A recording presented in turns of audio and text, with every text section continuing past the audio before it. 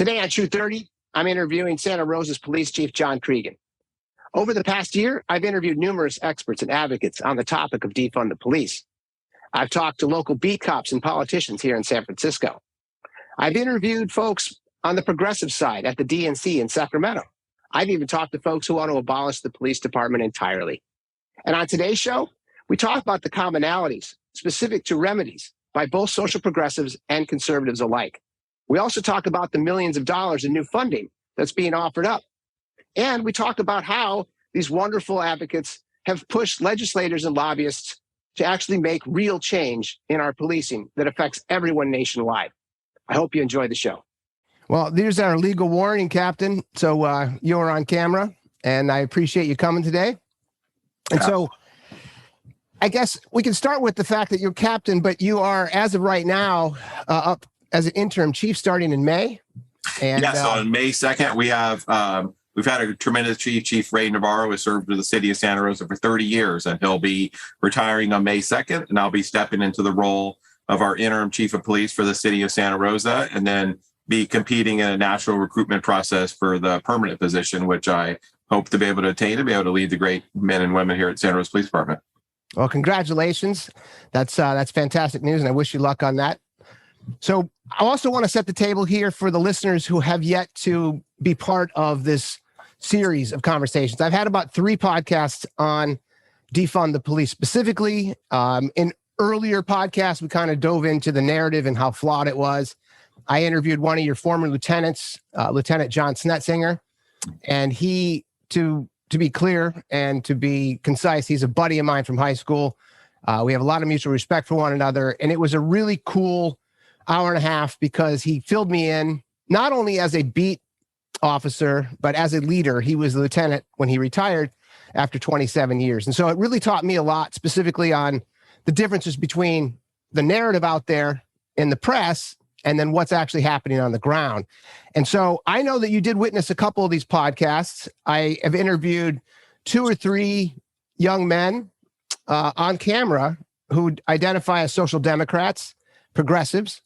One young man named Zachary Kim, who I have a lot of respect for, but he said a lot of things on the podcast that maybe we can kind of start off with, some of which was that policing in general has origins of oppression and slavery.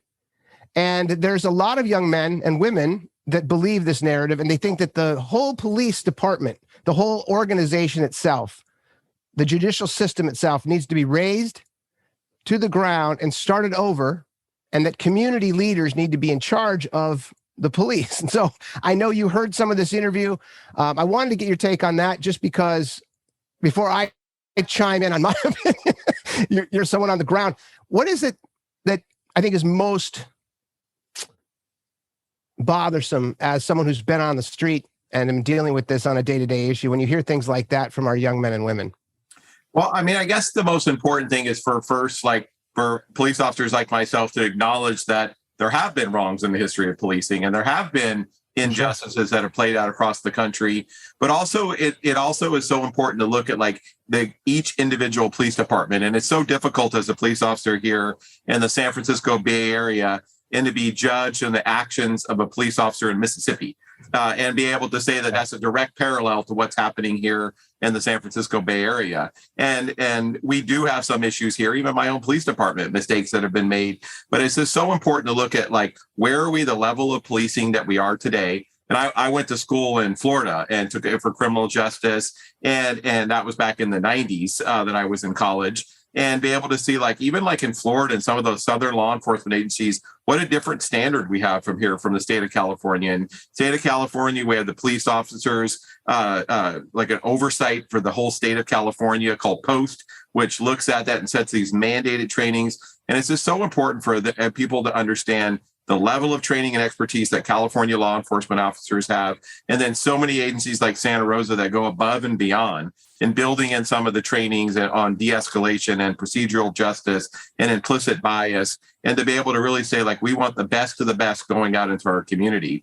And I think sometimes some of the young people, like the young man interviewed on your podcast, just need to take the time to kind of get out of their own little lens and say, like, let me go do a ride along maybe with the police department, or come and talk to and understand like what some of the things are going on across our country.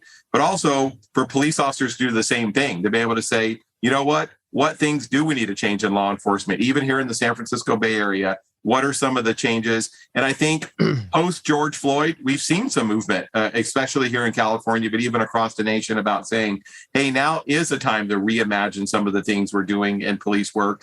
And where I think we're seeing some of the greatest movement in that is some of like reimagining the police response to those in a mental health crisis. And that's something I'm very passionate about. And I still think that we can go a long way. But I think it's actually been kind of a cool experience for me, that it's a time that even some of the more left side, like leaning activists, and then the police department, like we're coming together, like both with a shared vision about what we can do with reimagining those. So it's been kind of actually a cool experience of, sometimes we always haven't been on the same side, especially ideologically, but this is the time that we're both 100% in agreement about looking for some of these mental health reforms that we can do in law enforcement. And really it comes down to, most importantly, of sending what is the right resource to send to those in crisis at that moment. And sending an armed police officer with, frankly, not a whole lot of training and expertise in mental illness and mental health cases isn't necessarily the right solution. And it's not the right solution for the police officer. And it's certainly not the right solution for the community member who's in crisis.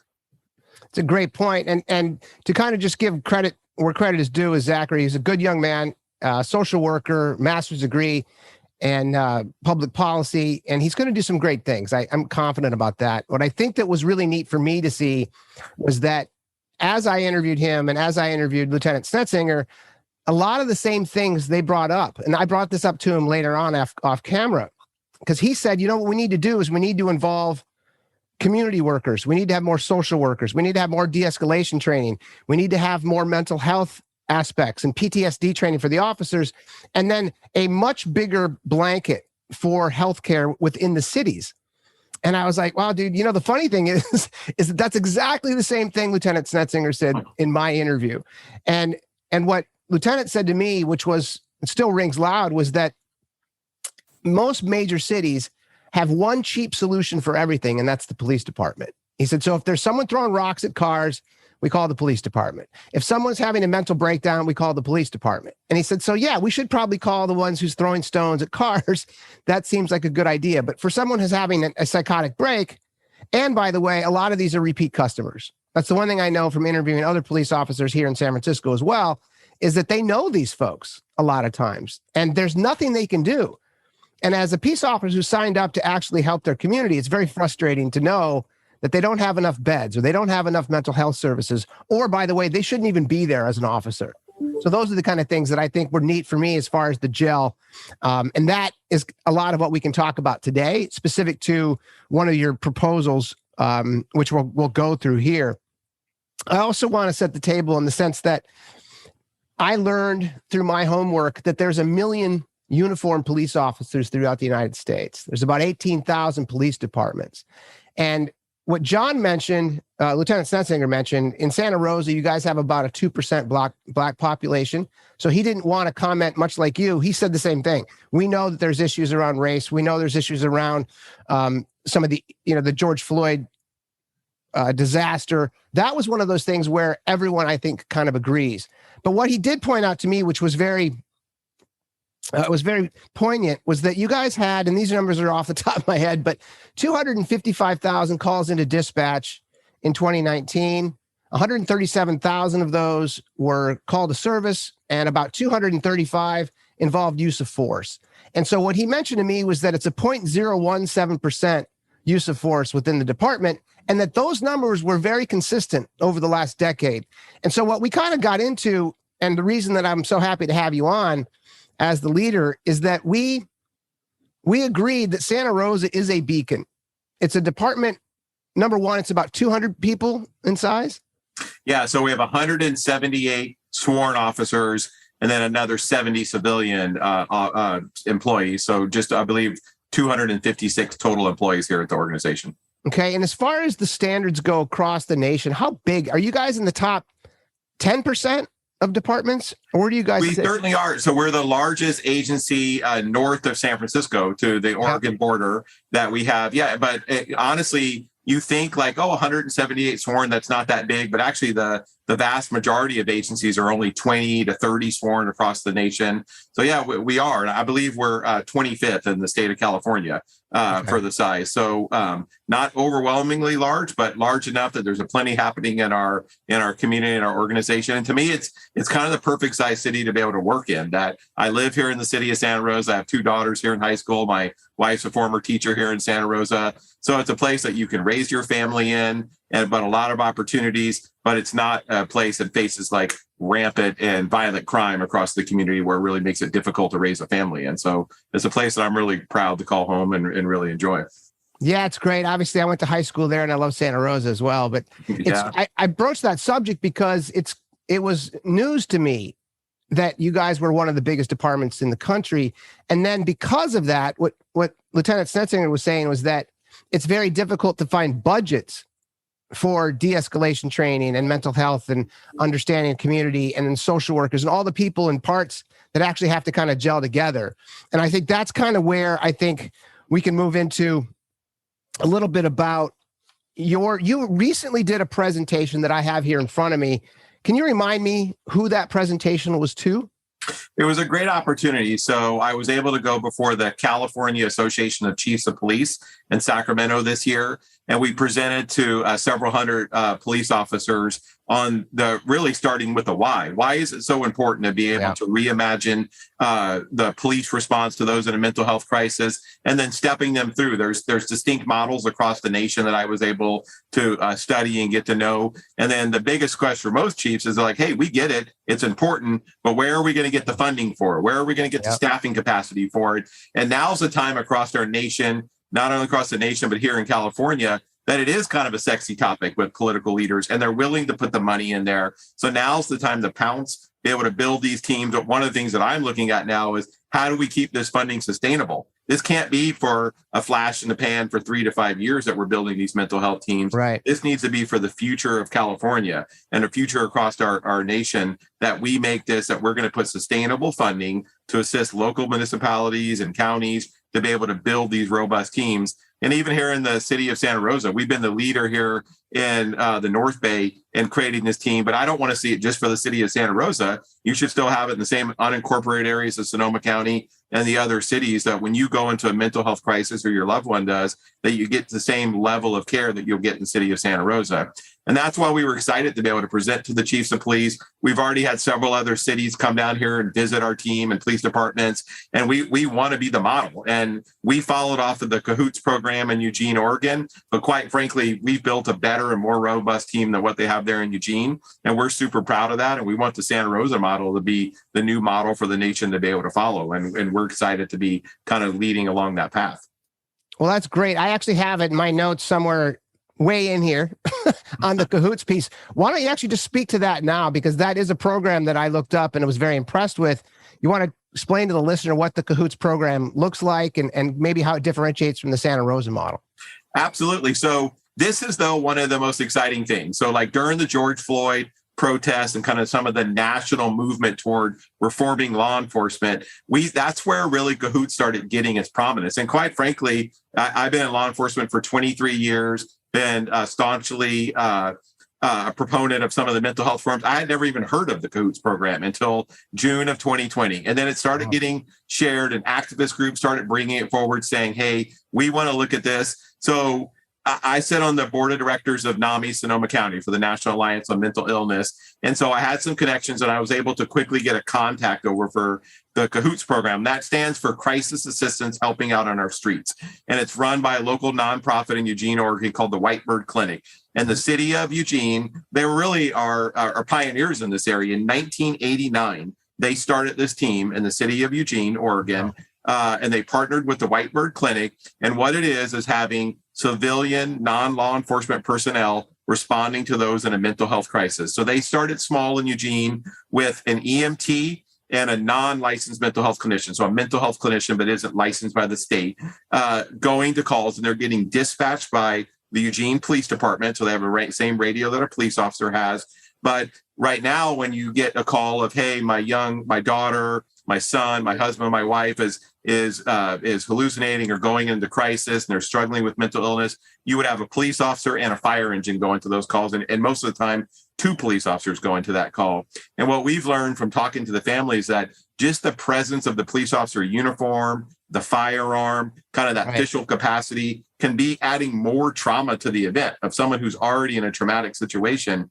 So the city of Eugene created this program, and they're having this team go in lieu of a police officer to those calls. And it's built over the last now coming up on 32 years that is now a full 24/7 response model. So the city of Santa Rosa, we were able to reach out with them. I met with Eugene Police Department, with the Whitebird Clinic, and we were very excited because they started getting inundated from calls across the country from agencies doing the same as me. But because the city of Santa Rosa, our political leaders, our chief of police here, were so invested in this, we were able to be one of the select few cities across the country to sign a consulting agreement with the Whitebird Clinic. So we paid them actually $50,000. We paid them for me to have kind of unfettered access to their policies, their procedures, their vehicle schematics, meeting with their staff. And they assigned like a liaison to me, and I've met with him dozens of times to be able to kind of see, like, I didn't want to reinvent the wheel here in Santa Rosa. We wanted to see what's the proven model they're doing there in Eugene. How can we bring this to the city of Santa Rosa? And I kind of jokingly tell their staff, like, we built what I call a Cahoots Plus program. We've taken the base, what they've done in Cahoots, and we've made it that much more better for the city of Santa Rosa. And our model is more expensive, without a doubt, but it's without a doubt more robust. It has more bells and whistles. So we're kind of like the Cadillac version of the Cahoots program, but built like under their core foundations. They've come out and done training with our team. And so we're really proud to be partners with them, but excited to see like how we can, even with a strong investment from our community and our city leaders, how we can be building even a better program that better serves our community here in Santa Rosa. Well, that's cool, because some of the numbers that I saw in your deck, it says 4 million adults untreated for severe mental illness. 1 out of 4 all fatal police encounters involve mental illness. 1 in 5 of all jail and prison inmates involve mental illness. And 1 in 10 of all law enforcement responses across the board involves mental illness.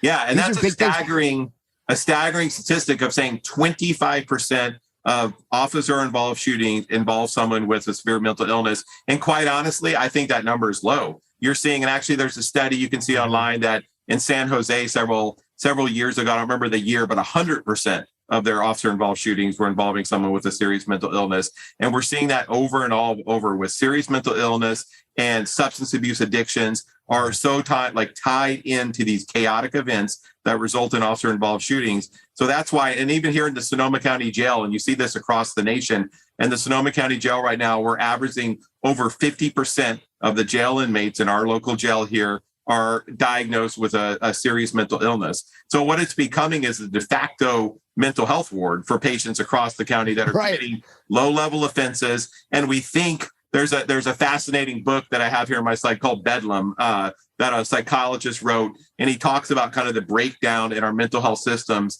And we do that in the 50s and the 60s, and we had President Reagan and President Kennedy, and they had their thoughts were, they thought they were doing what's best for the community, of saying, hey, these were not safe facilities. There was a lot of mistreatment of mental health patients in these facilities. But instead, what we did was push that to local states and communities to be able to handle. And there was nothing there. So what's happening now is they're in the streets, they're on our streets, they're on their doorsteps of businesses, and they're not getting the treatment that they need. And what's happening now is all we did was now have them sitting in local county jails across the nation. So, and they're not getting the mental health treatment that they need. So it's time for us to kind of have a reckoning in America to say, like, what can we do to help support those who are struggling with mental illness? And if we start investing in that, you're going to see the reduction in jail bookings and police officer encounters, and most importantly, of not seeing people tragically injured or killed on both sides, not only for the mental ill patients, but also police officers who get injured and community members who get injured. So I really feel like it frankly doesn't get the attention that it needs. And I'm excited to see some of kind of the movement across California and the nation we've seen in the last year and a half in this area. Oh, yeah, so am I. And I have a lot of personal issues around that. So I would imagine that Cahoots is probably like, oh my God, it's about time. We've been doing this for 30 years. So it's that piece. And then I mentioned I have a personal issue because we lost my little brother to addiction and mental health issues in 2007. And going through all of the machinations of getting him in and out of rehab, him on the streets, I had to go find him numerous times, and watching some of the peace officers that dealt with him, they were really good men and women. In that case, it was in Rochester, Minnesota, where he was. And so I watched all that happen, and the frustrations from my mother, as an example, for the lack of care that was there. And then when the care was there, it was wrapped around harm reduction, and it was wrapped around giving them drug kits and giving them a place to do the drugs. And we were like, yeah, it's not working for our little brother. And, 20 years later, obviously, we know that these harm reduction policies weren't necessarily working. And as you know, in San Francisco and Portland and Seattle and a couple other places that experimented with this very same harm reduction policies, they weren't working. And so it just got worse and worse and worse. And that is why I think this issue is so close to my heart. The next thing, too, I thought was really neat. In October of 2020, President Trump signed the National Suicide Hotline Designation Act, which is a new phone number, 988, for suicide prevention. You want to talk a little bit about that? Yeah, and this is something that's a thing that's been long waiting to happen. So it started federally, and with this act by President Trump signed, that each state was mandated to build like a structure. Now, the problem is that we're still struggling, even in a state like California, to build that structure. Yeah. That we have right now, we have 17 crisis centers, like crisis call centers across the state of California. But like for my local jurisdiction, we have one that covers 4 counties, from Sonoma County, Napa County, Lake, and Marin County. So it's a pretty large geographical area that covers these spaces, but it's supposed to be an alternative. So an alternative to 911, that if you're experiencing a mental health crisis or your loved one is, that you could dial 988 and you get connected to a non-law enforcement crisis center to get some of the assistance, assurance over the phone. Hopefully they could talk through whatever the suicidal or crisis situation you're in. But the most important part of that is building a system where you could have these mobile crisis teams that could respond out and assist. And frankly, there's only a few across the state of California right now. So we don't have that part. We have the 988 system built, but we don't have the crisis response team. So there's some pending legislation in California right now that to put, I believe it's an 80-cent per cell phone tax to be able to go toward this 988. And Governor Newsom has already put over $20 million toward this program, but $20 million is a drop in the bucket for the needs across the state of California. So we need this is a time for us to come together, speak to your local legislators about this 988 bill that's pending, to be able to get it. And maybe taxing cell phones not the right way, I don't know, but we need to find some type of sustainable funding. And right now, California is seeing billions of dollars of a surplus. Well, then let's invest it in some of these things, like with our mental health response, and be able to give the cities across California the financial support they need to be able to get these teams created. Right. And so the crisis intervention model that you guys have, you talked about briefly, it's a police officer that's paired with a licensed mental health clinician. And you have 2 licensed mental health clinicians paired with an EMT, 2 plainclothes trained mental health officers, and a peace officer and a paramedic.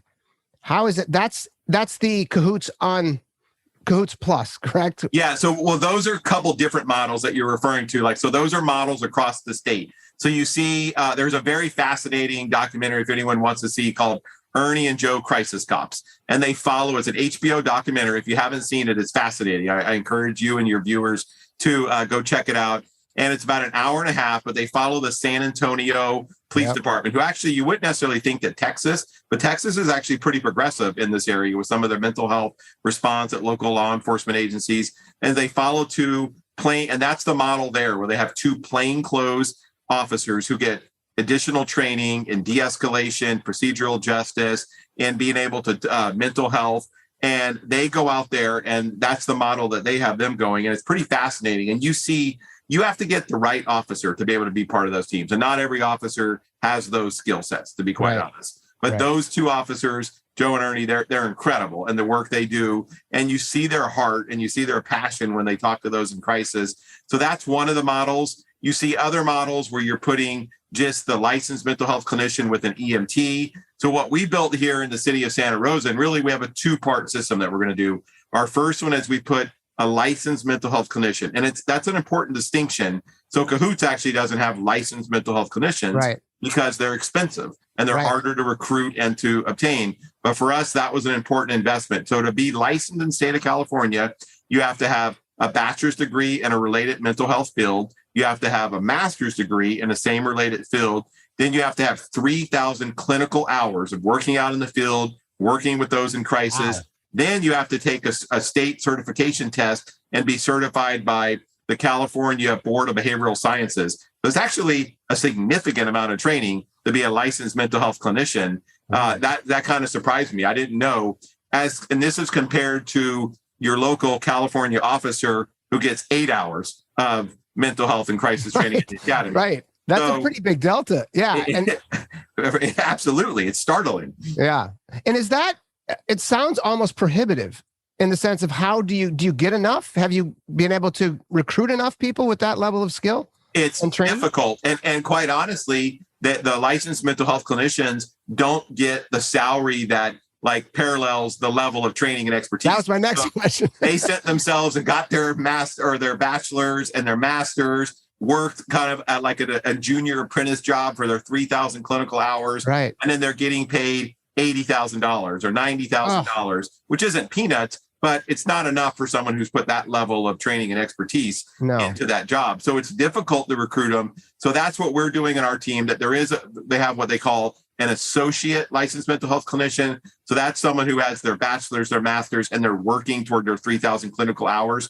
So we allow associates in our team. So it's either associate or full of license, and the associates are working toward getting their 3,000 clinical hours on our team and are going to soon be licensed. So that's what we did. And we entered into a great agreement with the County of Sonoma's behavioral health team. So they're embedding these associate or licensed mental health clinicians for free in our team with a partnership with our county. So we're excited about that. And then we started looking at teams across the country about the EMT versus the paramedic. And in Cahoots, they do the same thing. They do an EMT or a nurse. It's a cost-saving mechanism. But I met with the Portland Street Response team, and I also met with the STAR team in Denver. These are both teams, and they both embedded paramedics from their fire department. And we got some strong feedback on the additional level of training and expertise you get with a paramedic versus an EMT. And one of the biggest one is in California, an EMT can like assess the situation on the scene, but they have to send it to a higher level of care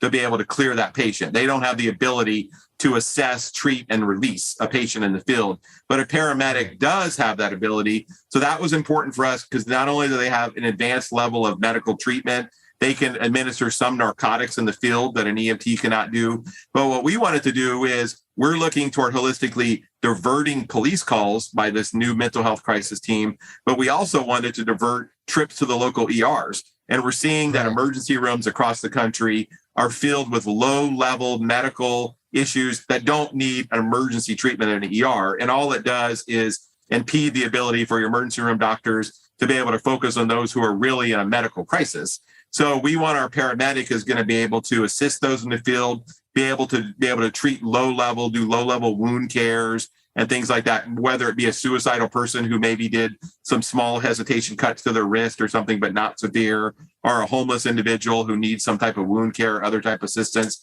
So that was a big investment for us to put the paramedic versus an EMT. Then we started meeting with these teams. So the STAR team was a perfect example in Denver. Their first year of data, they saw 63% of their calls were homeless related.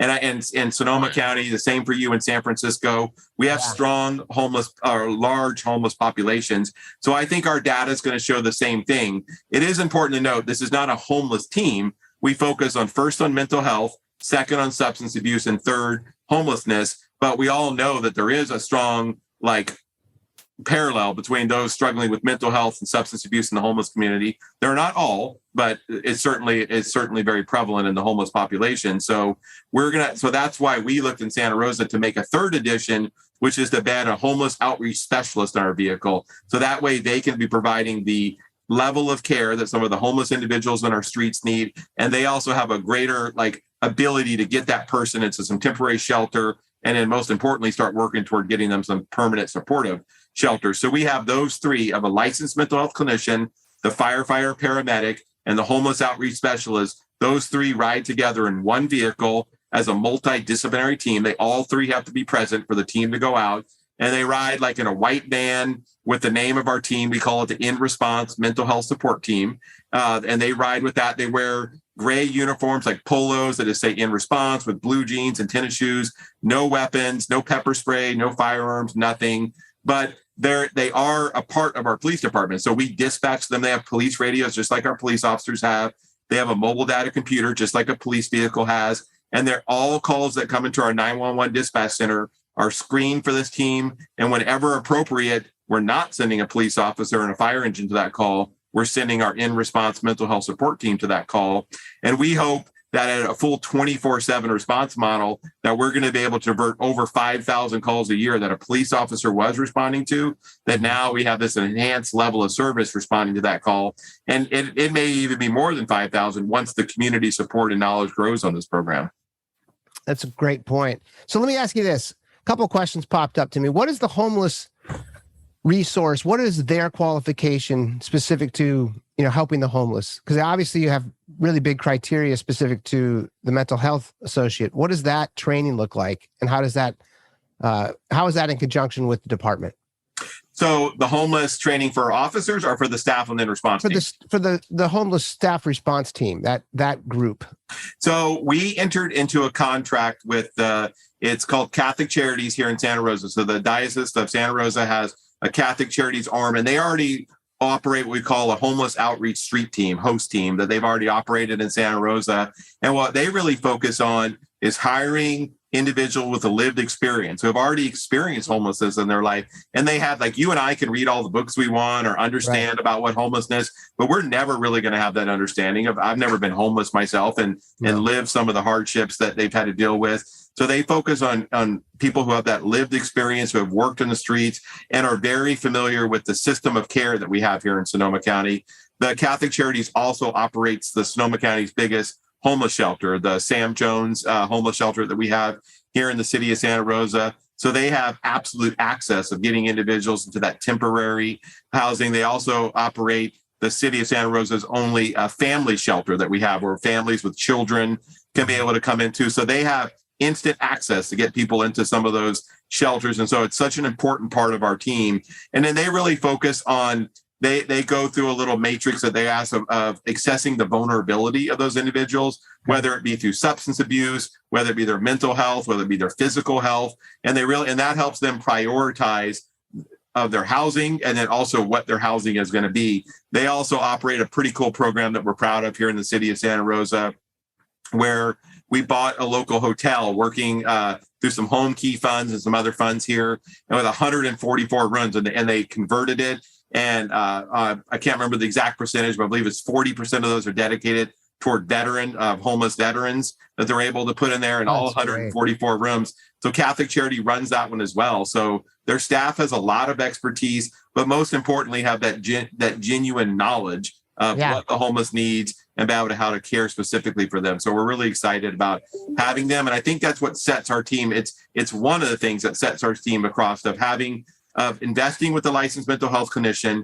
And the paramedic comes at a much greater cost than the EMT, but they work so holistically with our fire department. That advanced level of care and support we think is really important. And then we were able to use that to leverage our local hospitals. So we have 3 large hospitals here in the city of Santa Rosa, and we're able to leverage financial support from our local hospitals that contributed to our team, because they see, not only do they care about our community, but they see that they're going to financially benefit from this team, because they're not going to have uninsured people with minor medical issues sitting in their local ERs. So they knew that our team would be able to divert from our local ERs. And that's what we're really going to be measuring the success for our first year is. For us, it's like, we're going to be police diverts. We're going to have emergency room diverts. But what I'm excited about is to see diverts from our local jail. That now we have people, instead of getting booked for minor offenses, and so many times their criminal offense is just a symptom of the problem. So they're in a mental health crisis, or they're struggling with substance abuse, and they get into a fight with someone in a store, or they do a minor vandalism, or they steal some stuff from a store. And under our old model, you're seeing people like that go to the county jail for a misdemeanor petty theft charge, and sometimes they can sit in there for days or even weeks for these charges. But now we're focusing on what got you into this crisis for this young man or this woman, and then getting them to our crisis stabilization unit, getting them some long-term supportive housing. But that's another thing that we talk about in that slide deck is this cycle of psychosis. And that's what we see right now in California and across the nation, that you see someone who goes into like a state of what they call acute psychosis. They're having auditory or visual hallucinations, or they're having some type of paranoid delusions, and they go into crisis, and then their offending behavior starts. And that's when they're fighting with their family members. They're arming themselves and barricading them in their room because they're having these crazy delusions that demons or someone's coming after them, or they're in a store out in public when they start experiencing this episode, and then the call to 911's coming in. Then police officers, fire engines are coming. Sometimes they're getting booked into jail. And then you have that forced stabilization. That forced stabilization is they're in a local county jail for 3 to 4 weeks or even months. Maybe they get put on a psychotic hold of what 5150 of the Welfare and Institution Code we have here in California, where you can sit for a 72-hour hold if you're a danger to yourself, a danger to others, or gravely disabled.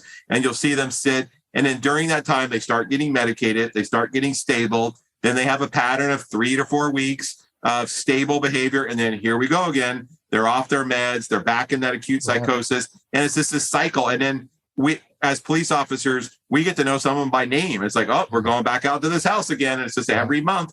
It's that cycle. So what we've started doing with our team, and this is another big addition to the Cahoots team, is we built what we call system navigators. So we have the 3 team members who go out to those in crisis, but we have a team of system navigators, and they work in the office. And what they're doing is they're doing that upstream approach. So they're trying to work with people before they go into crisis in the first place. So if our team contacts someone and they get put on a mental health hold, or maybe they just get consulted with, our system navigators are knocking on their door later that week. And they're saying, hey, Joe, Jill, whatever their name is, how are you doing? Are you taking your meds? Are you seeing your doctor? And what they actually do, and this is the first time we've ever seen this in the county of Sonoma, is they're actually driving them like, hey, I'll drive you to your doctor's appointment. I'll drive you to Long's Drugs and get your meds filled. I'll drive you to Social Security or wherever and make sure that you're getting the financial assistance you need so you can keep a roof over your head and not go into homelessness. So they're really doing that proactive work. And then they're working with family members of helping them. Our mental health system is so complex. I've been in this business for 23 years and I don't even understand all aspects of it. So imagine some poor loved one who's saying, hey, my son or daughter is constantly going into the crisis, and they want assistance about how to get them support, how to maybe give them on a state conservatorship. So our system navigators help with that. And when we're doing a lot of our community meetings, we kept getting feedback about we need to do more for helping our growing Latinx population here in Sonoma County, which we have going close to 35 to close soon to be 40% here in the county of Sonoma of Latino residents. And some are monolingual and only speaking Spanish. So what we did is we worked with a local nonprofit called Humanidad Therapy and Education to hire bicultural and bilingual staff members to specifically focus on our growing Latinx community here. So we have 2 nonprofits, Buckaloo Programs and Humanidad Therapy, who are the system navigators. They're contacting people, they're driving them to appointments, and that's something that is a big investment. And it was a financial investment for the city of Santa Rosa, but it's a level of service that I haven't seen at any program across California. And that's where we're really excited to say phase 1 of it is getting these mobile crisis teams, but you still have the problem that the mobile crisis teams are just taking them to your local crisis stabilization unit. Most of them do not have the appropriate amount of beds that they need. So within hours, they're getting put back out into their homes, and they still don't have that level of supportive services they need to keep them from going to a crisis again. So the system navigators is such an important part. And that's what I really want to make sure that we see teams that are being created across California and the nation to invest with these system navigators and understand that, yes, it may cost some extra funds, but man, the reward that you get from this and the benefit not only to your community, but to reduce level of calls to those going into the crisis is going to be overwhelmingly positive. Wow, that's so cool. And kind of back to our earlier discussion, this is exactly what my friends, my progressive friends specifically, have asked for. They've Yes. said, it would be great if police officers didn't have to go on these calls because they're not trained to do so. It would be great if, and they mentioned this specifically, that the actual uniforms are intimidating, that the guns are intimidating, that just a peace officer himself may have, triggers specific to anyone who's been addicted or in and out of jail. So the fact that you guys send this little triumvirate team with lived experience, the homeless person and the actual trained clinician and the person who understands, addiction and mental health and those pieces, that's awesome to hear, because that's one of those things where if that would have happened to my little brother, as an example, he would have been, I think, more at peace because he was scared he went to jail a lot. Yeah. And my mom would have been much happier about that because she would have seen that someone cares, that, hey, Stevie, we need to get you to the hospital, or hey, Stevie, let me take you to Long's and get your drugs, or even asking, are you on your meds? Because that was a big thing with my brother. If he wasn't on his meds, he would go off. And then when he was on his meds for a consistent period of time, which happens to a lot of addicts and or bipolar or anyone who has mental health issues, is that once they get a stabilization through the meds, they think they're okay. And then they go off them again. And then the whole vicious cycle repeats itself. So that's really, really good news. I think that John and I, Lieutenant Sensing and I were talking about that as well. Is part of this funding going to increase the amount of beds and availability that you guys kind of use as a buttress with your in-response teams? How does that look? So that's a little bit different system. So the county of Sonoma, so your local counties, so they receive Prop 63 funding. And I don't know if you're familiar with that, but that was like the tax on millionaires. It's a 1% tax that goes toward mental health resources, and that goes to local counties. And that's one of the primary drivers of some of the funding for the beds. But County of Sonoma is just like many. We have 28 beds at our crisis stabilization unit here. But right now, most of the time, they're only operating 12 to 16 of those are in operation due to staffing and capacity. Right. So 12 for the County of Sonoma that has almost 600,000 residents, that's not appropriate. We need more for that. And I'm sure San Francisco, I don't know the numbers there, but I'm sure it's just as alarmingly no, because I've never seen one county that has the appropriate amount of beds, quite honestly. So we need to continue to put more additional funding toward getting those, because you can't get the level of service you need and help in 5 hours when you're in a mental health crisis. You need long-term help to be able to get on your meds, to get stable. And then once they're stable, in that moment of stability, that's when we can start working them on the importance of taking their meds, and the importance of self-care, of getting them that assistance. But if they're back out in 7 to 8 hours, they've never had that time to kind of get that stable, get their feet on the ground. So we need to build more of those beds. The Sonoma County did just invest in another long-term. So the crisis stabilization ones are only intended for up to 72 hours. So that's that 5150 of the W&I code that puts you for that 72-hour like crisis. A doctor can put you on a 5250, which lasts up to 14 days that you can be on a 5250 hold. And that's where we have these different centers. They call them PUF centers, of these psych facilities that are for more long-term care. So we need to see an investment in some of those, because that need that long-term supportive care. But it comes down to funding, and it comes down to hiring the right staff.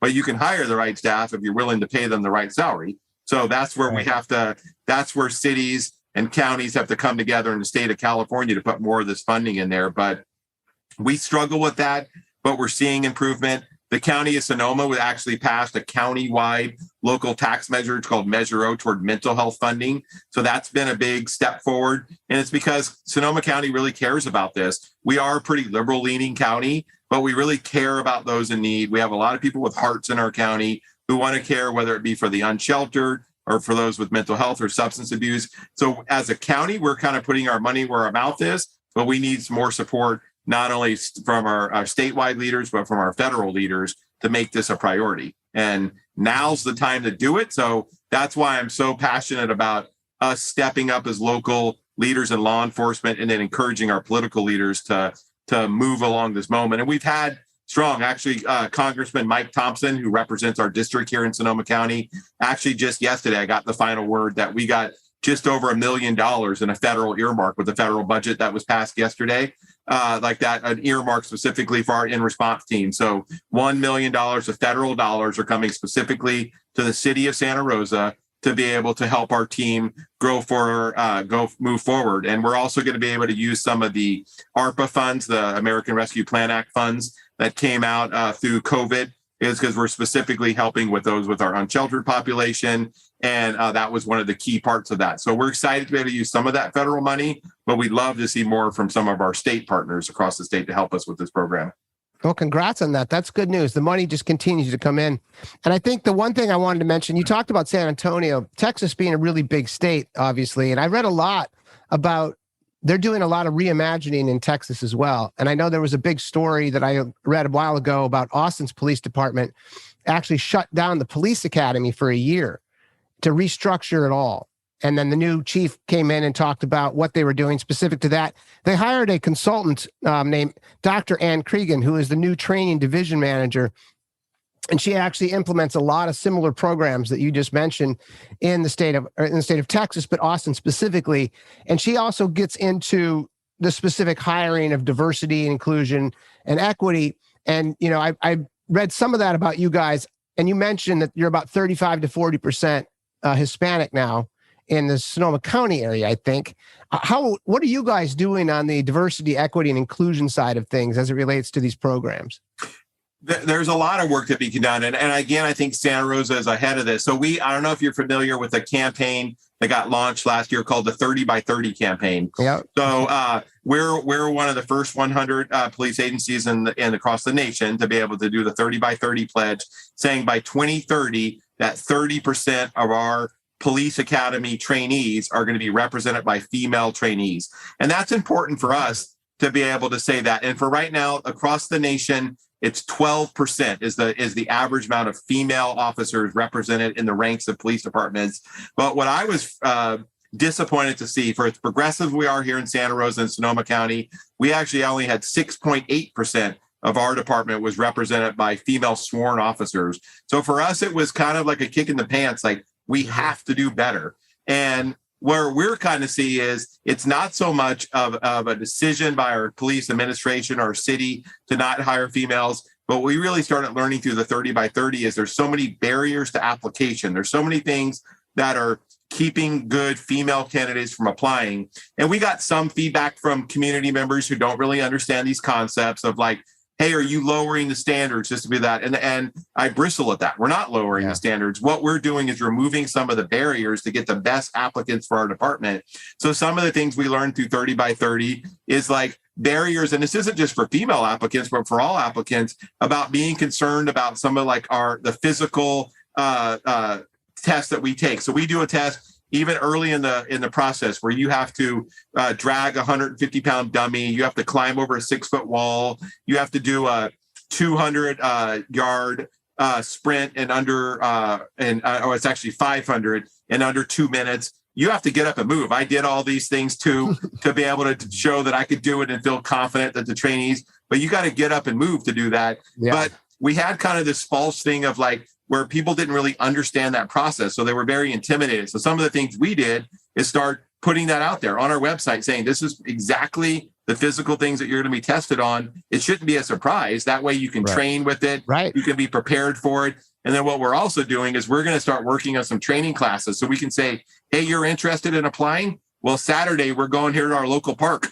And we're gonna like do the dummy drag, and we're gonna climb over the wall, and we're gonna practice the sprint. And we're gonna help give you some tools so you can make sure you can pass this test. So that's what we're doing, and that's not just for female applicants; that's for all applicants. Right? Yeah. But that was something that we saw. We also saw that we had large numbers of people failing. Like we have an initial like an oral board process where 3 like police officers or supervisors give you a host of questions. And then we had a written exam where you watch a video and you have to write a police report on it. But we saw that we had high numbers of young people failing that test. So we created, again, using that same model of like a little explanation about, hey, this is what to expect in an oral board. This is how to be prepared for an oral board, and the same for the written exam. So we're trying to really reduce those barriers. So what are the intimidating factors to never applying? And then we're hoping to see our numbers. So we're excited by that 30 by 30 pledge. Also, the city of Santa Rosa, we entered into a group with an equity group called Seed Collaborative. And Seed Collaborative examines like the diversity, inclusion, equity, and belonging are the 4 principles they look at. So Seed Collaborative is going to do a citywide examination of the city of Santa Rosa, but we also form what we're calling an equitable policing task force. And that equitable policing task force is built of local members of our police department. I'm the police department liaison to that group. And we got a host of community members. So we have representatives, the vice president of our local Sonoma County NAACP. We have other members from of our city. We have a very diverse group that we built on that. And we're asking tough questions like, what are some of the concerns about the police department? And what are some of the things that we can grow in? In the George Floyd protests, we saw some of the most violent protests we've ever seen in our city's history. In the city, we've never in the history of Santa Rosa. In Santa Rosa. Oh, absolutely. We had protests and we saw rocks and bottles being thrown at police officers injured. But unfortunately, we saw protesters that were injured. And quite honestly, we made some mistakes as the Santa Rosa Police Department in our response to the protests. And it's something that we have really looked at internally about how can we make changes with our management, with our training, with our deployment of resources in these protests. But we're having a lot of frank conversations in this equitable policing task force about how we can rebuild some of the trust we lost with our community during those protests. And I think it's really bringing us together stronger as we all come together as the community and the police department. How can we come together to understand? And we're also having officers talk about what it felt like to go home with getting a rock or bottle thrown at them. And we had protesters with Roman candles, shooting the Roman candles at the officers and burning holes in their uniforms. And that's a traumatic event for our officer. But then it's important for our officers to hear some of the trauma that protesters faced during that, with 40 millimeter soft tip rounds being fired at protesters. And we unfortunately had some protesters who were hit in the face with some of those 40 millimeter rounds and caused significant injuries. And we have to look at that saying, hey, we can't allow the chaotic event to allow things like that to happen. So that's some of the things that we're examining, but we're really proud of some of the work we're doing here. And the 30 by 30 campaign, the Equitable Policing Task Force are just two of the things. We also, the state of California launched the RIPA Act, the Racial Identity Profile Act, last year. And for our city, we were obligated to start in January of 2022. Our chief of police, Ray Navarro, wanted to get that data even sooner. So we launched 6 months early in July of 2021. We started collecting that data, mandating our officers to fill out that data on any proactive contact you make. So whether it be a vehicle stop, a pedestrian stop, a bicycle stop, any proactive contact you make, the officers fill out this 17-question thing talking about the reason for the stop, the race and gender of the individual stopped, and whether they were searched or not and arrested. Because we really want to examine that data and understand, are there other systemic issues here with our enforcement efforts at the police department? And we want to be able to take corrective action as soon as possible to make sure that everyone in our community gets treated fairly and impartially here in our community. And that goes with us understanding that data. So we're just about to get that first round of data from the Department of Justice, and I'm anxious to see it. And I feel very confident that it's going to show that our officers are making the right decisions. But if that data doesn't prove that, then it's going to help us to make some immediate steps to make corrections. That's great news. And so one of the things I read, and this is more national than specific to Santa Rosa, but I watched a lot of online symposiums specific to peace officers being interviewed by either local officials or psychiatrists about the job itself, and how after 2017, there's been a much bigger focus on police being, let's just say, biased or racist, or, they have an agenda and they're out beating people up. And so it's been very difficult, specifically on morale. And that's actually one thing that they talked about in Austin, and how a lot of the peace officers themselves are having a hard time going in. You mentioned this as it relates to the riots, or the protests, probably a better word. But how are you guys dealing with your own mental health, with your own officers? What does that look like, specific to additional training or additional budgets? Or, is there PTSD training? Is there, more mental health, internal people? What does that look like as far as your department? Yeah, that's a great question. And quite honestly, you see the cycles in my law enforcement career, after I was a police officer and after 9/11, and everyone loved the cops and right. people on the back and things like that, and how you've seen that change and then ebbs and flows over the years. And honestly, George Floyd was the lowest point ever of the treatment of officers and feeling it. And some of it honestly was communities members rightfully frustrated with what they saw. But what is important for understand, police officers equally cringed and got mad when they saw the treatment of George Floyd and the murder of George Floyd. And just like and you just wanted, like, you're yelling at the screen there when you're watching that video of like, what are you doing? Get off of him. Like, it's maddening to police officers to see that. But it was also a point, and I've been now for 23 years and so proud to tell when someone talks to me at a coffee shop, hey, what do you do for a living? Or my local church, and say, hey, I'm a Santa Rosa police officer. But that was one of the few times in my 23 years that I wasn't so quick to say, oh, I'm a police officer, and that's a sad thing for me in my life, to be able to say, like, it was like a time where you had to be a little bit more careful before you identified to yourself, to a stranger, as being a police officer. And I've never experienced that over my career. And you see a lot of trauma in the work of a police officer. And sometimes it's actually, I met with a psychologist years ago who focused on police traumatic brain injuries and other trauma.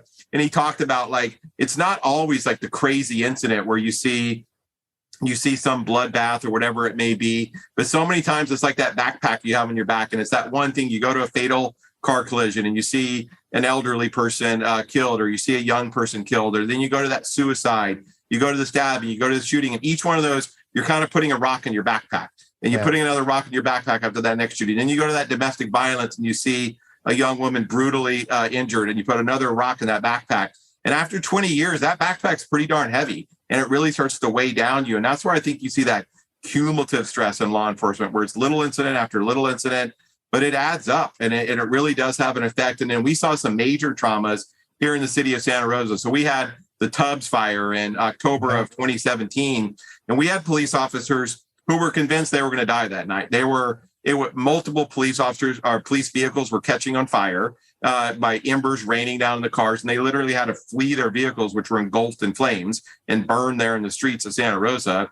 It was very disorienting for the officers, who were very smoked. We were having audio communication issues, internet issues that were going down as internet towers were burned and consumed, and we saw thousands of homes here in the city of Santa Rosa burned to the ground. And that was a trauma-filled event. And then we've seen, unfortunately, followed by the Kincaid fire, and then the Glass fire, and year after year, these fires.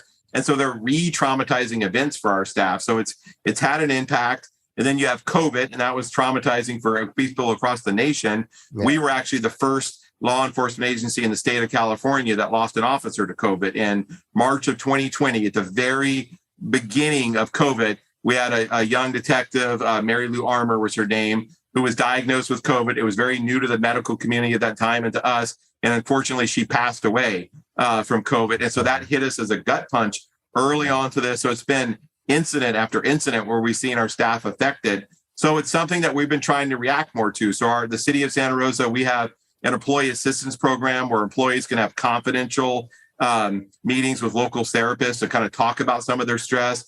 We've built over the years what we call a critical stress debrief. So after a major incident of a traumatizing incident of going to a homicide, or what really officers, in my experience, what's been the most traumatizing is the death of young infants. It's hard to be able to deal with that. It takes a toll on you.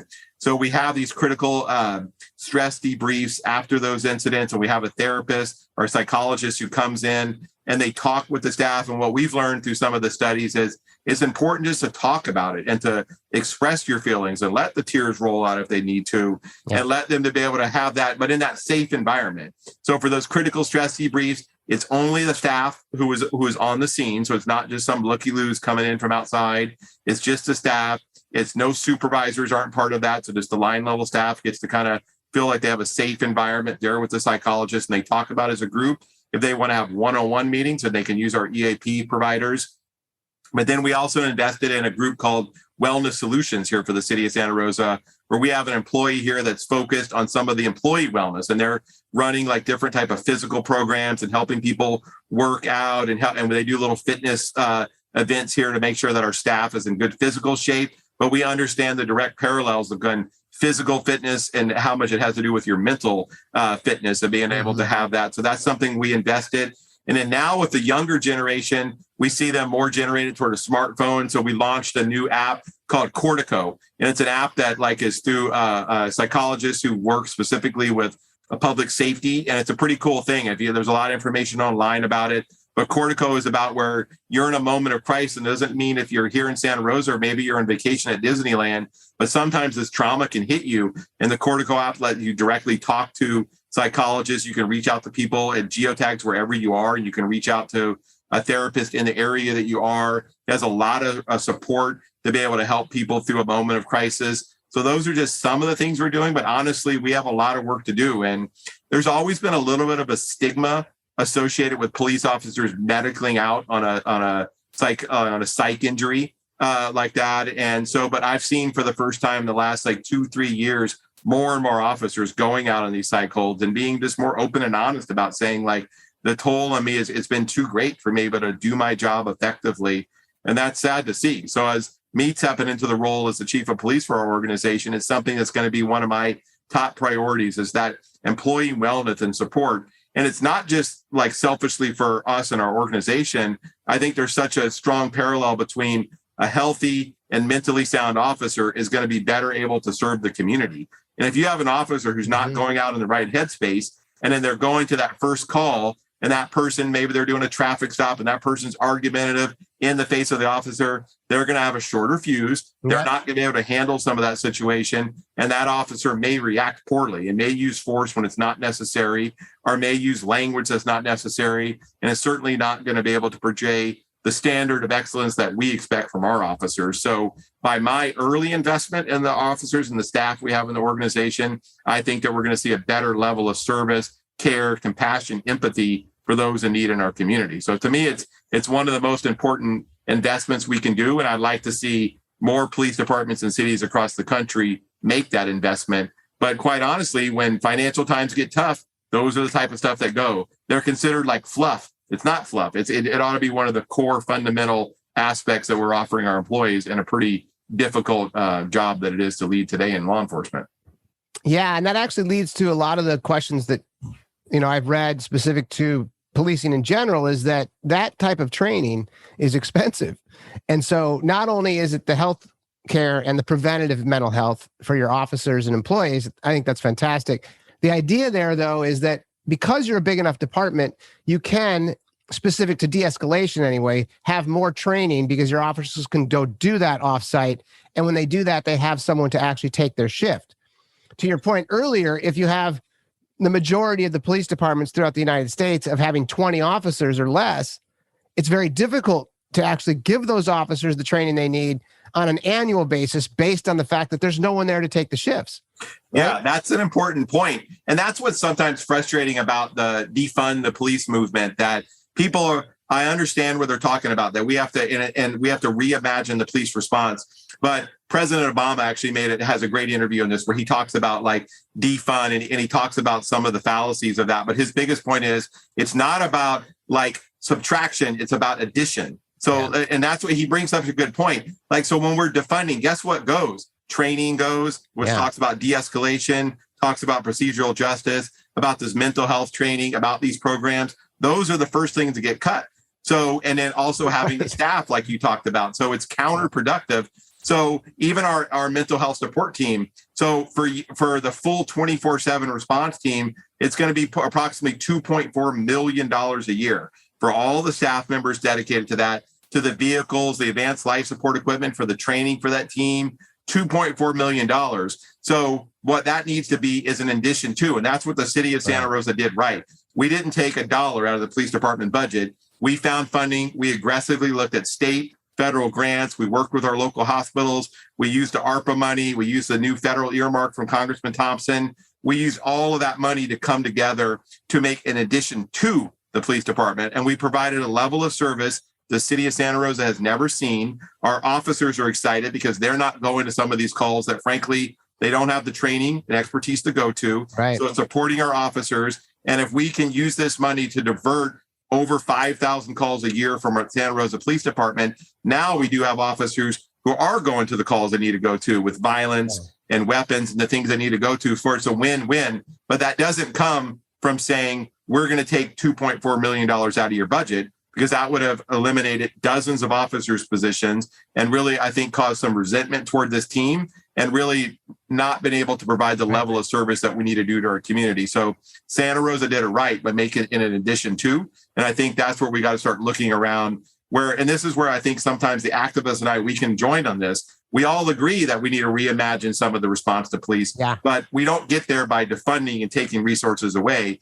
We get this by collaborating, partnership, and working together to say, how can we reimagine this response and get the money and get the funding and come together collaboratively to be able to build these programs? And then it's a win-win for both of us. It is. And that's actually, and I spent 25 years in the media business. And so my thing is words matter and they're very important. And, I went through this with John because when we were talking about this, I said, defund the police is a bumper sticker, and bumper stickers don't work for any complexity. And that's the problem with it. If you do defund from something like this, that is a problem. And if you're not proactive with something, it's the same thing that happens with your body. If you're not proactive with your health, you end up in the emergency room. And then that's even more expensive and it's more deleterious to your health. So it's one of those things where preventative healthcare is the same as preventative policing. If you guys can actually go out and have healthier officers mentally, physically, emotionally, that helps how they actually deal with their job. If you have a team of folks who goes out as a threesome and you have individual training and there's no badges and there's no guns and you're dealing with mental health in general, that is what you talked about earlier, where there's 5,000 less calls into dispatch from your peace officers. They then don't have to go out and do that. And that's additional funding. And that's, again, where if we actually can separate the two, because I think everyone agrees, and this is the problem with our culture in general, is that we look through everything through an either or narrative. Mm-hmm. And it's usually an and also. And so it's not we actually take money or give money. It's like, no, let's actually separate the duty. Let's look at what a peace officer is trained to do, specific to de-escalating a problem, usually involving danger, versus a mental health issue, which is also dangerous, but at a very different level. Maybe not necessarily to the person involved, but the actual patient, if you will. And so how do we actually, and you guys, it seems though, through everything you've talked about today, have actually dealt with the real problem, which is mental health. Because if 25%, which is a low number, I think we can agree, that is a staggering statistic. Because if you can actually cut out 25% of your calls into dispatch over a longer period, now you're looking at, not only is our community healthier, but now we're demarcating what needs to be done by peace officers versus mental health units. And then the more mental health units you have, you could actually, maybe in 10 years from now, it would be on par, right? I don't exactly, it's probably not the case, but what is your goal specific to those in response mobile units? How many do you have now? And how many do you hope to have in the next year or so? We have a 4-phased approach. So we started with the first team. So it's one vehicle. They work 7 days a week. The team from 10 hours a day. So from 12 noon till 10 p.m. That's phase 1. We're just about to launch phase 2 in May. And phase 2 will be a second team that goes out from 7 to 3. So we'll have one team starting that, and they'll overlap for 3 hours in the afternoon until the second team will continue to work from 12 to 10. So we'll have 15 hours coverage a day. Phase 3, we're going to do by the end of 2022, and that'll be the full 24/7 response model. So we'll have 3 vans that are overlapping 24/7, no matter when you call for crisis, that we're going to have this advanced level of care. Then phase 4, what I'm optimistically working towards, still getting the funding and the staffing for it, is to launch a second team in the swing shift hours, because that's our peak call volume. I was going to say that's probably the biggest hour. Yeah. And then we'd have a really robust system, but it's also important when you examine these systems. And this is where, for the activist community that I try working with too, like, I'm a huge supporter of these teams. I absolutely believe it's the way to go. But with that, you have to understand and accept some of the limitations of these teams. They still can't go to calls involving weapons or violence. So if you have a suicidal subject armed with a handgun to the side of his head, this team of civilian unarmed professionals aren't the right person for that. No. And quite honestly, the community is saying, no, send them to me. And when I built this team, I had over 20 labor negotiation meetings with the team of mental health workers. They don't want to go to that call. They're terrified. No. They're like, I can't go to the person with the gun. So we have to understand that we have to be realistic, that they can't go to all those calls. So what I want to do, kind of like, and as I step into the role of chief of police, is working with my local city leaders, is I want to look at the other models. And San Diego is actually doing this. They got the PERT team there, the psych emergency response team. And what they're doing is taking a mental health trained officer with a licensed mental health clinician, and they're putting them in a vehicle and they're going out. And what they're doing is they're going to the calls that the civilian mobile crisis team can't go to. So they are going to the man with the gun or the suicidal, like with violent tendencies and things like that.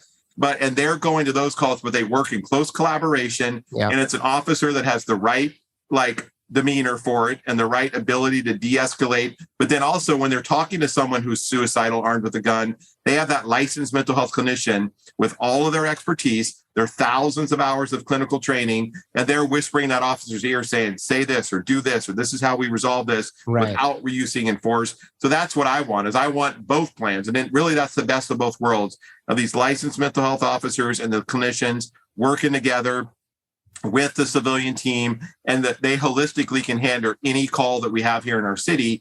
And then we still have that third component that is going to continue to grow with the system navigators. And I want to send that. So right now it's just Monday through Friday from 8 to 5. So again, I want to see that grow to a full 7-day a week and even an evening shift with these system navigators that people can call, they can get assistance. And we have a dedicated line for the system navigators and a dedicated line for our mobile crisis response team. But we want to see that expand. So that's kind of our plan.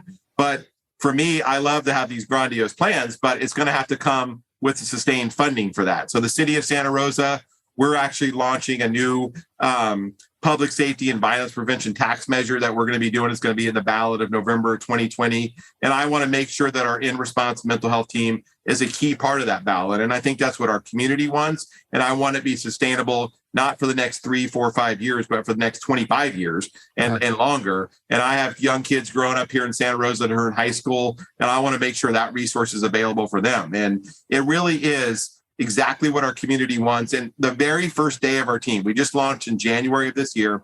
Our very first day, we went to a 10-year-old girl at a local middle school who was having suicidal statements that she was making to the staff. And instead of the old model where you had a police officer go talk to her, and literally we would have put this 10-year-old girl in the backseat of a police car and transported her across time to the crisis stabilization unit. That, I don't care who you are, that can be a traumatizing event for a 10-year-old girl. I don't want my 10-year-old girl in the back of a police car when she's having just a mental health crisis. Instead, this young little girl was able to go in our crisis stabilization unit, talk just to the team, the licensed mental health clinician, be able to take a ride over there and get the support that she needs. And that's exactly why we formed this team. And that's the highest population that we're seeing calling for this team right now, is parents who say, quite frankly, I would not call for 911 in the past, because I was scared that my son or daughter would refuse to comply with law enforcement or grab some type of a weapon and it turned into a confrontation or, God forbid, even a shooting. So they did not reach out for service because they were scared of the service that was going to come. Now, with this advanced level of service, they are calling. And it's so important because what was happening under the old model is people weren't getting the help they needed. So they weren't getting assistance. They weren't getting to get talk to a psychologist or get some of the meds they needed because family members were scared to call for help. So what I really think actually is that we're going to see an increased number of people calling into our 911 dispatch center, but specifically asking, and we hear this a lot, I don't want a police officer. I want the in-response mental health support team to come. And we do our best to be able to provide that service. But that's why we have to get to the 24/7 service as quickly as possible. And the city of Santa Rosa has already built in the funding for that. Honestly, sadly, right now, what our biggest issue is some of the national shortages on vehicles. We ordered 4 of the Ford Transit vans over a year ago, and we cannot get them delivered. And the amount of calls and work we've done to get these vans delivered has been this exhausting. So hopefully we're going to have our new vans delivered soon and have the staff to be able to get them and be able to quickly expand this to the full 24/7 response model. Well, that's good. And something you said stood out. The fact that people would offer up that they want the in-mobile response team. You have pretty good awareness then in Santa Rosa about these programs. Yeah, and that's part of our campaign. So we started in January, and we didn't want to overwhelm the team at first. We kind of started, we did a cool ribbon cutting ceremony and things like that. I can send you a video of our ribbon cutting ceremony. I actually saw that. We did. So we made kind of a big deal out of it, and we had a big community support for it. And then now, though, we're starting our media campaign. So actually, I'll send you another video. We worked with a local film crew, and we did about a 2.5-minute video on our team where we have the actual team members. And I didn't want me to be in the video. I want actual team members. So we have them, we have their vehicles and their uniforms. And we launched that on social media a few weeks ago. But now we're going to put some some banner ads on the side of our city buses talking about in response. And we have a host of other media stuff that we're putting out on social media. And we have posters at our transit mall and our city facilities. And we have some radio ads that we're going out. We're also working with our Spanish community that we've done the video in Spanish and putting it out to some of our social media and our Spanish radio ads that we're doing. So we have a whole host of those things that we're just launching actually this week to kind of get the word out there. And then I've done dozens of community presentations where I'm going out in the community, presenting on this team, but also really receiving the feedback of how can we make this team even better? And what are some of the needs that maybe we haven't met? And so that's been a really educational process. And we know that this team is going to evolve over the first year as we kind of learn and grow together as a team. But the overwhelmingly positive feedback from our community and from those who are getting the services from this team has just been incredible. And we couldn't be here today. And I got the pleasure of being able to lead this project, but it would not have been without the strong support from Chief Ray Navarro from the police department, our fire chief, Scott Westrope, who's a very progressive fire chief and jumped at the opportunity to bed the paramedics into this team. And then our city leaders, our city manager, Markeisha Smith, and our former city manager, Jeff Colin, were so supportive of being able to get this. And our city council and our mayor have been so supportive. And they're the ones who really put their money where their mouth is and made this possible for us. And then our nonprofits, the Buckaloo programs, Humanidad Therapy and Education, and Catholic Charities, and the County of Sonoma Behavioral Health Team. It was all those organizations coming together to make one great team that's providing a level of service that I think really is the model for across the state of California. And that's where I really want to do. And that's why I'm so excited about getting the word out and really encouraging some of our political leaders to step up right now and get the funding needed. So this isn't just for the city of Santa Rosa. This is for every community in California that has this level of service. Wow, that's fantastic. And I just want to say this, sir. I think what you guys have done is amazing. Our journalists have done a couple hundred hours of homework on this subject, and we really wanted to understand it from every vantage point. And it sounds like, obviously, it's in the infant stages, but you've secured the funding, you've involved the community, you've involved charitable organizations, you've involved mental health, and you've involved your peace officers, and they all agree, and they're moving in concert to be better. And this is exactly to your point around the activists. I love activists because they push us. They push us in the right direction. And a lot of things they said were accurate. We need to make sure we do not have peace officers involved in all these mental health cares. We do not have to have peace officers involved in things they don't have training in. They need more training in de-escalation. They need more training in mental health. All of that is taking place. And all of that you guys are doing at Santa Rosa PD. And I just want to commend you guys for doing it. I think it's fantastic. And this is why it's really important to separate the wheat from the chaff here. We need to make sure, specifically with our communications to our public, that yes, police officers have made mistakes. They will continue to make mistakes. There will continue to be individual racist cops. There will continue to be individual racist departments. But as an overall, with 1 million uniformed peace officers, we need to make sure we keep the narrative under control. And so for me, as someone who spent a lot of time on this over the last year, I'm very impressed, not only with your department, with you specifically, and obviously my old buddy, John, who I have a bias for. But, when we talked about this stuff as well, it was encouraging because all of these things are moving in the right direction. And all of these things are going to be very beneficial to the community at large. And so thank you for your service and thank you for everything you've done for Santa Rosa Police Department. I really appreciate it. Yeah, thanks so much for the kind words and for your support and getting the word out on this podcast. But this is also exciting when you talk about sometimes you see activists in police department that are butting heads and they have such different polar views. But this is an example, and we worked with a local branding company to come up with our name. We looked at dozens of names and images, but even the name for us, In Response, is so symbolic for that. Right, because the In Response came from our community saying, we want to see a reimagined response to those. And that really is. This team is directly, truly in response to the cries for our community from a change, and it's in response to some of the mental health crises that we have. We have the tagline there, mental health support team, because we want it to be focused on mental health, but be a supportive team. We chose the color green there because it's the mental health awareness color that we have there. And we didn't want a blue associated with police or red with fire. So we put a lot of thought into each one of those things. But I want this to be like a beacon for our community and for other community meetings or communities across the country, that if you do it in the right way, where you bring your frustrations to city leaders and the county leaders and state leaders and do it, you can make change. And look what we've done here in the city of Santa Rosa by coming together, not always having to be at each other's throats, but coming together as partners. We built a system, and that in response, every time I see the van drive by or I see the logo, it reminds me of that. And I want that to be like a model for our community. What else can we do in response to? Let's look at other areas, whether it be policing or other areas of government, where we can come together and make significant changes. And we're hoping to get this word out there. And I think the Cahoots program, the Portland Street Response Team, the STAR team in Denver, these are all like model programs across the country. So look at those programs and kind of see what meets the needs of your community and be able to build it. And maybe you can't quite build such a robust system, but start with something at least, because what we're doing now across the United States is not working. So we all have to agree it's time for some changes. And this is where we talk about that. Like, let's look where can we put some of those in additions to, not the subtraction. Let's put the additional funding in here. Let's get the training for our officers and let's build these teams. And I think at the end of the day, it's going to be a better and safer community for all of us. Well, I think I would agree 100%. And what I could do, because again, True 30 is about slow journalism. We don't have any breaking news.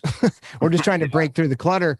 And so what we could do, my guess is that as you start to gather data and understand that more people are calling in for the in response team, and you see those numbers grow exponentially, and peace officers actually doing what they were trained to do, and mental health experts doing what they were trained to do, funding will come. And so two things. I wish you luck in getting the big job as the chief. I think obviously it's from this vantage point, you sure look like you earned it. And then maybe I'll bring you back 6 months to a year from now and see how things are going. And we can go over the numbers specifically from today to a year out and see what those numbers look like and the progress that you guys have made. Yeah, I would love to do that. And that's the big part of us. So we have every contact our in response team makes. They fill out a two-page data collection sheet on where they're at, the level of service, the race, gender. And then what we're really trying to do, some of the important things we're doing is how many diverts did we have from our local emergency room? How many diverts did we have from the police department or the fire department responding? And then one that I'm excited to see is how many diverts from the criminal justice system do we have? Instead of getting a citation or instead of getting booked in jail, they get some of the supportive assistance they need. And I think that's where it's going to be really important to be able to look at. And I think the data is going to be impressive to see what we can do. And $2.4 million is a lot of money for a full 24/7 response team. But you have to look at and that's when you start looking at those numbers of how many lives were impacted and how many, hopefully, reductions in jail bookings and reductions of police use of forces that we had, that now they're not getting in confrontations with those in a mental health crisis. I mean, it's unmeasurable to be able to, how much money you're saving and the good you're doing to your community from that level of service. So that's why I'd really like to dive deep with you as we look at some of that data. And then we're going to continue to reach that data. And we built like a community advisory group. So once a quarter, we're going to publicly release our data of how many people we've contacted and the demographics around our city and the locations around our city. And we're going to continue to use that as a quarterly feedback group that we can hear feedback about how can we better be serving, what improvements can we make with our team as we constantly evolve this team. And then we look toward the next year, could we get these licensed mental health clinicians partnered with an officer going to these more crises involving violence and weapons? And that's going to be something that I'm excited to see if we can get that done in year 2 and then really become like one of the standards of excellence for mental health response for any law enforcement community, because we're frankly not seeing it across the country. But now's the time for some movement in this area. And I'm excited to be able to lead us into that future.